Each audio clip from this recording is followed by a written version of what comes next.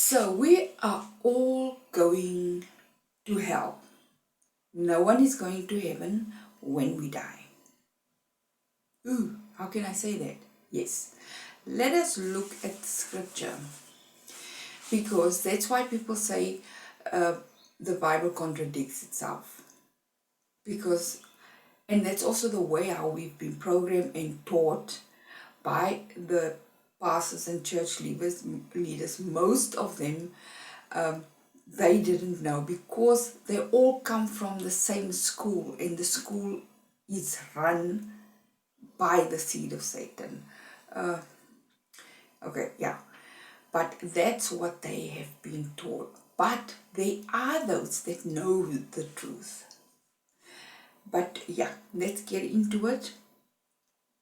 Because this also throws out the purpose of Judgment Day. Because if you get judged the day when you die, then there is really no point in Judgment Day. So you are saying the Father's a liar by denying Judgment Day, because you get judged when you die. And then you get judged again at Judgment Day. So where's the fairness in that if it says the Father is fair and is just? It makes no sense. Nowhere in the scriptures does it say you're going to heaven. No. Let's look at when you die. Okay, scripture tells us, Ecclesiastes 3 verse 19 to 20 and verse 22. Job 14 verse 10 and 12 verse 10. The fate of a man and beast is identical. One dies, the other too. Both have the same breath. Man has no advantage over the beast, for all is vanity. Both go to the same place, both originated from the dust, and to the dust both shall return. Who then can bring him to see what is to happen after his time? But man, he dies, and lifeless he remains. Man breathes his last breath, then where is he? He holds in his power every living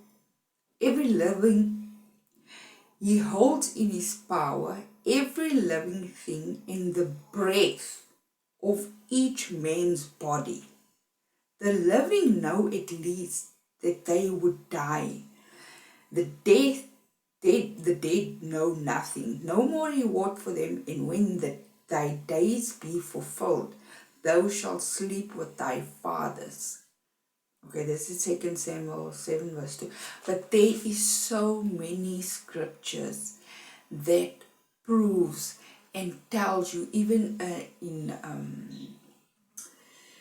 I think it's Deuteronomy, where the Father even says that he calls death as sleep, as the Messiah also recall that scripture.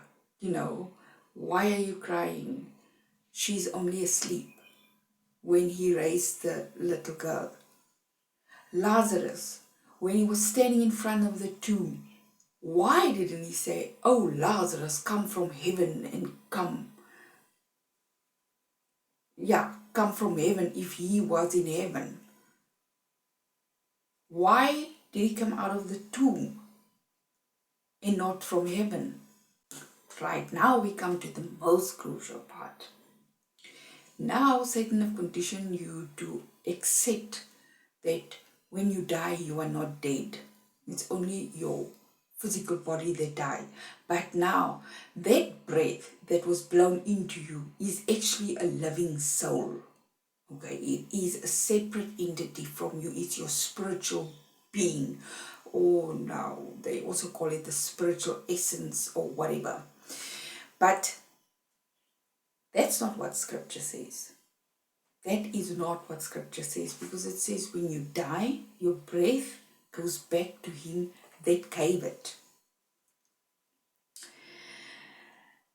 Now, they like to use this well, Satan uses, that's why I said he operates very close to the law, very close to the truth. It's difficult to see, it's very difficult to see his lie from the truth. So, and the Almighty formed the man of the dust of the ground, breathed into his nostrils the breath of life, and man become a living soul. Not he had a living soul, or he received a living soul, he became a living soul. So that means the breath came in and he became alive.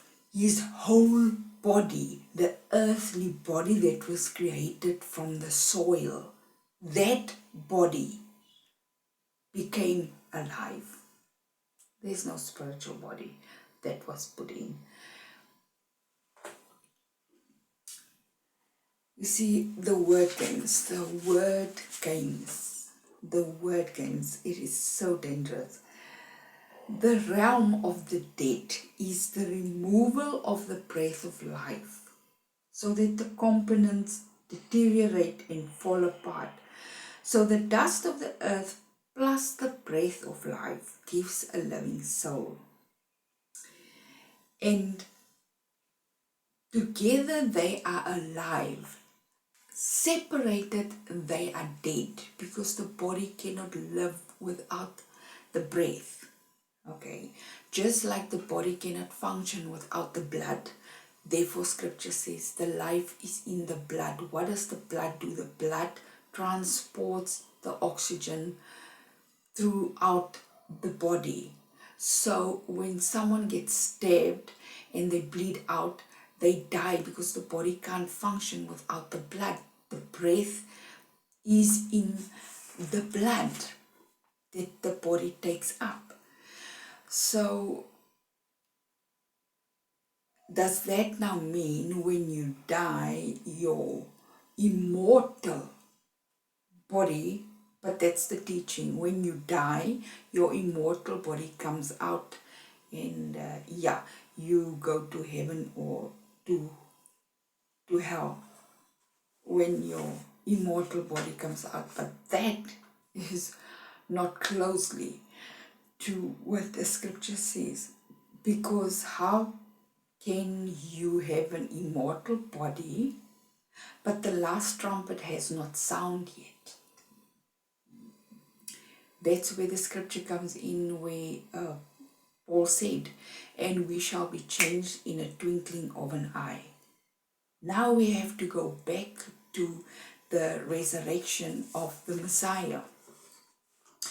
When it was twilight on the 17th day, the angel, remember it was at night, the angel came down and he rolled away the stone, and the soldiers were afraid of what happened. He rolled away the stone. Why? So the Messiah can come out, because his breath was put back in his body. So if he was a spirit, why did he need the angel to roll away the stone so he can come out? No. That is why the Gospels has been changed and added, and also it's, the Gospels, the Matthew, Mark, Luke, and John. It is, well, John not so much, but Matthew, Mark, Luke. It is that books, if you read it, it totally gives you a headache because of the confusion. You cannot get the story right, because each one tells a story, especially the death and the resurrection.